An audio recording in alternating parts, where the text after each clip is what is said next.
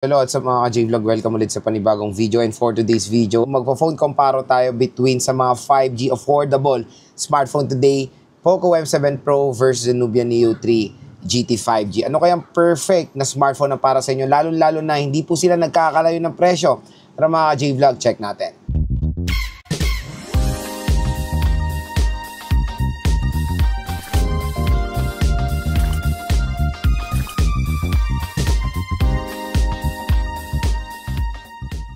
Shoutout sa mga nakanood ng review, unboxing, and game test ko sa dalawang device na to, ang Poco M7 Pro at ang Nubia Neo 3 GT 5G. So itong dalawang smartphone na to ay yung mga recent na 5G smartphone na super duper ganda ng mga price tag nila. So nag-decide ako i-compare sila sa isa't isa kasi hindi po sila nagkakalayo ng presyo.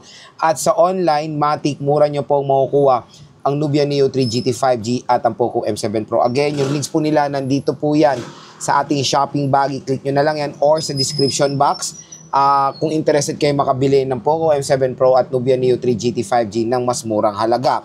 Usapang SRP usapang SRP tayo. So sa Poco M7 Pro, meron siyang two variants, 10,999 for the 8GB 256 at 11,999 for the 12GB 256. Compare sa Nubia Neo 3 GT 5G, 12,999 lang siya for the 12GB 256GB of internal storage. So, mas pataas lang siya ng 1,000 piso sa top of the line version ng Poco M7 Pro. Kaya napaka-perfect nilang i-compare sa isa't isa. At ang maganda pa nga sa Poco M7 Pro, meron tayong alternative na variant na mas mura, kumbaga, sa mga ibang consumers natin. Pero napakalit lang eh. 1,000 pesos naman po ang price difference sila. Kaya hindi naman po siguro masama na mas bilhin nyo na lang top of the line version dahil mas malaking tulong yung additional RAM ng 12GB 256 ng Poco M7 Pro. Ito nga ang sinasabi ko, mas mura po to sa online kasi nung binili ko itong mga devices na to, below SRP po sa online. For example, yung Poco M7 Pro, nabili ko lang to. Bumili kasi ako 8GB 256 lang kasi ano ko lang siya, pang i-review ko lang, tapos ibebenta ko rin naman. Kaya yung mura na lang yung binili ko. Nakuha ko lang to ng 8.5, 8.2 to 8.5. Biruin mo for the price tag na 10,999 or 11,000 pesos, low mid-range segment. Nakuha ko siya ng entry-level segment na 8.5. Tapos yung 11,999 niya na SRP na 12GB 256 sa halagang 9,000 lang yan mga ka-J-Vlog. So grabe, nag-below 10,000 pong Poco M7 Pro sa official store nila sa online. Pero again, hindi ko naman sinasabi na yan pa rin yung presyo niya kasi binili ko to nung launch date or nung sale. Pero i-click nyo na lang yung shopping bag natin dahil hintayin nyo na lang yung sale dahil manigurado mas mura po siya mga ka-J-Vlog. Pero again, tinignan ko rin naman to ngayon. Below SRP pa rin naman itong Poco M7 Pro sa online or sa link natin. And dito sa Nubia Neo 3 GT 5G, sad to say, hindi siya umabot ng below 10,000 pesos. Nakuha ko to for a price tag na 11,000 plus ang Nubia Neo 3 GT 5G. So asahan nyo na ganyan pa rin ang price tag niya pag bibili nyo sa online with a voucher na yan. So compare natin yung yung top of the line version ng Poco M7 Pro at ng Nubia Neo 3 GT 5G. Nasa 1,000 piso lang naman ang kanilang price difference. Pero pag sa online, nasa 1,000 plus na yung magiging price difference sila. Napakakonti lang at matik, maraming consumers ang nagde-decide between dito sa dalawang smartphone na to. At dito sa ating video, tutulungan ko kayo mag-decide dito sa Poco M7 Pro or the Nubia Neo 3 GT 5G. Then mga J-Vlog, next bigay ko sa inyo yung mga advantages sila sa isa't isa. Unahin muna natin yung display quality. So when it comes sa display, pareho silang maganda. Pareho silang naka-AMOLED, pareho naka 120Hz. Pero when it comes sa screen size, mas lamang lang ng konti ang Nubia Neo 3 GT 5G dahil 6.8 inches siya versus sa Poco M7 Pro na 6.67 inches. I think sa Poco M7 Pro yan yung standard na screen size na nakikita natin compare sa Nubia Neo 3 GT 5G na mas malaki. Siyempre, yung mga ibang consumers, mahilig sila sa malaking screen na device. Lalo-lalo na dito sa Nubia Neo 3 GT 5G kasi naka-design siya for gaming eh. Kaya mas okay for me yung meron large screen size, mas malaki yung space yung pag naglalaro or pag nanonood ng movies, mas maganda yung experience nyo. Again, when it comes sa quality, resolution, parehong-pareho lang naman ng Poco M7 Pro at ang Nubia Neo 3 GT 5G, pero screen size, panalo po ang Nubia Neo 3 GT 5G. So 1 point tayo dito sa Nubia. Next, sa chipset. So medyo skeptical tayo sa chipset dahil mahihirapan talaga kayo mamili dito sa Poco M7 Pro is the Dimensity 7025 Ultra compared sa Nubia Neo 3 GT 5G na Unisoc T9100. Pag i-base nyo yung clock speed ng dalawang device na to, mas mataas yung clock speed ng Poco M7 Pro 2.5 GHz versus sa Nubia na 2.3 GHz. Dito rin tayo sa GPU. Yung GPU nila, sad to say, hindi po mali ang in-offer ng Poco dito sa Dimensity 7025 Ultra. IMG ang kanyang GPU compared dito sa Nubia Neo 3 GT is Mali G57, which is napaka subok na natin GPU yung G57. Kaya for me, aspect natin sa gaming, na-try ko na both itong smartphones na to, mas okay yung experience sa real talk neto sa experience sa MLCOD sa Nubia Neo 3 GT 5G. Siguro malaking tulong din yung magandang game space ng device na to. Pero don't get me wrong, Poco M7 Pro meron siyang game space, pero mas maganda yung game space for me ng Nubia.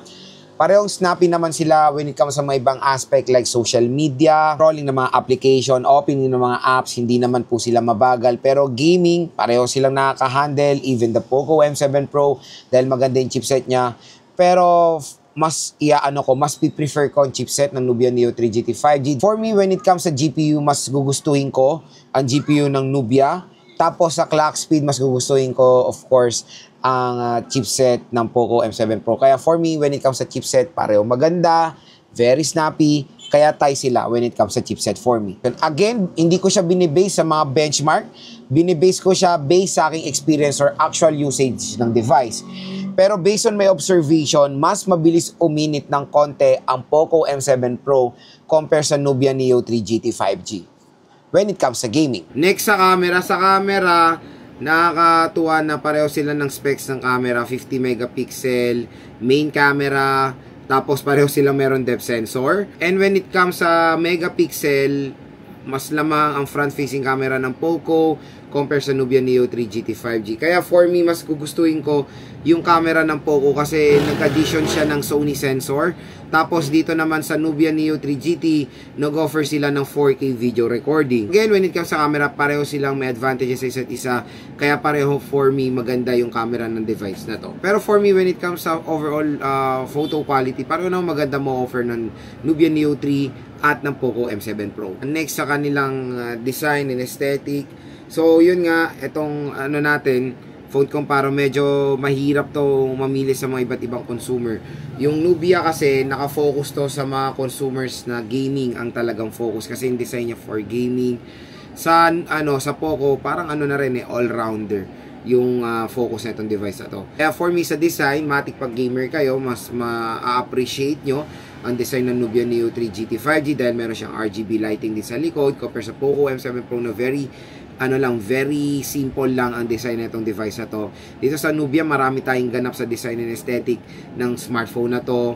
And meron siyang additional shoulder trigger button. Kaya for me, another point tayo dito sa Nubia Neo 3 GT 5G when it comes sa gaming perspective. Sa kanyang additional trigger button, compared dito sa Poco M7 Pro na wala tayong makikitang ganyan kasi hindi naman to nakafocus sa gaming. So, again, yung sinabi kong point na yan is for gamers perspective. Mas ma-appreciate nyo, to be honest, yung overall build quality ng Nubia Neo 3 GT 5G. Next, sa speakers, don't worry, pareho silang naka-dual steer speakers for immersive sound.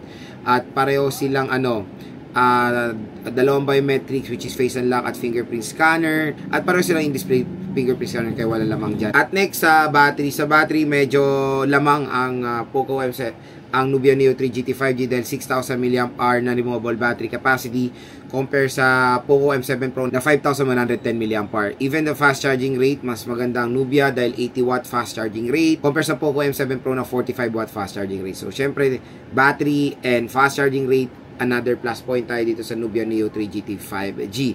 At ang pinakala sa ingress protection, syempre mga smartphones ngayon, napaka-importante na ng IP rating na makikita natin both dito sa dalawang smartphone na to, pero mas magandang ingress protection na ma-offer ng Poco M7 Pro dahil IP64 water and dust resistant siya compare sa Nubia Neo 3 GT 5G na IP54 water and dust resistant. So, yun, mas maganda protection ng Poco M7 Pro sa tubig, kaya plus point tayo dito sa Poco M7 Pro. So yun mga ka-J-Vlog, yung mga advantages sila sa isa't isa. So hopefully nakatulong itong mga sinabi ko sa inyo kung nagde-decide kayo between the Poco M7 Pro and the Nubia Neo 3 GT 5G. At ayun, when it comes sa overall specifications, may ilalamang talaga rin ang Nubia Neo 3 GT 5G. Siguro yan na rin yung reason kung bakit mas mahal siya ng 1,000 pesos dito sa Poco M7 Pro. Pero maganda sa dalawang device na to, pareho silang 12GB 256 na mo offer. At ayun, affordability side, syempre dito tayo sa Poco M7 Pro. Marami rin kasing consumers kayo nang naghahanap ng swak sa kanilang budget. At marami na rin nagtitiwala sa Poco and Nubia. Pero meron lang akong nakitang super duper downside ng Poco and Xiaomi ngayon. Ang daming bloatware at ang daming ads. To be honest, yung file manager ng Poco at ng Xiaomi ay may ads na hindi ko maintindihan bakit nila nilalagyan ng ads yan, kasi built-in sa device mo, hindi naman yan dinownload ng consumer, at pinaka-importante na parte yan ng smartphone, yung file manager. Bakit mo lalagyan ng ads? Kasi syempre, di ba ang ads na application, parang choice yan ng mga consumers i-download yung mga apps na yan eh. Para makuha yung app, kailangan nila panoorin yung ads. Dito kasi file manager is yan eh, syempre core yan ng isang device, core application yan. Hindi ko alam bakit nilagyan ng Xiaomi at Poco yan. Yan yung super duper downside niya. Naggulat ako kasi akala ko, nung gumagamit ako before ng file manager ng Poco and Xiaomi, akala ko meron akong dinownload na app kasi biglang nag-pop siya sa file manager. Yung pala, file manager siya. Tinry ko rin ng offline, nagkaroon din ng ads. So, yun mga ka-J-Vlog, yung medyo nakakalungkot lang na side dito sa Poco. Pero overall, maganda naman ang Poco M7 Pro. Kaya for me, ako tatanong, Lods, ano ba maganda? Poco M7 Pro ba at Nubia Neo 3 GT 5G?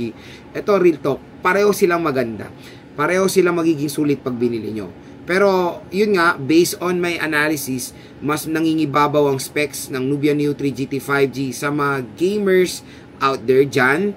Pero, don't worry, sa Poco M7 Pro makakapaglaro pa rin naman kayo. So, yun, kung ako tatungin, lamang ng konti yung specs ng Nubia Neo 3 GT 5G dahil ang laki ng battery niya na napakalaking tulong yan sa mga consumers natin. Of course, napakabilis sa fast charging rate, mas malaki yung screen size, mas maganda yung build quality or design ng Poco ng Nubia Neo 3 GT 5G for me. Usapang chipset, snappiness, pareho silang maganda. So again, nasa preference na rin yan kung ano ba ang magugustuhan nyo at i-refer nyo na lang yan doon sa mga advantages na sinabi ko kanina. Again, kung interested kayo sa Poco M7 Pro at Nubia Neo 3 GT 5G, yung link po niyan ay nandito sa ating shopping bag or nasa description box. I-click nyo na lang yan mga J-Vlog dahil matik sa online ay below SRP lang po itong dalawang device.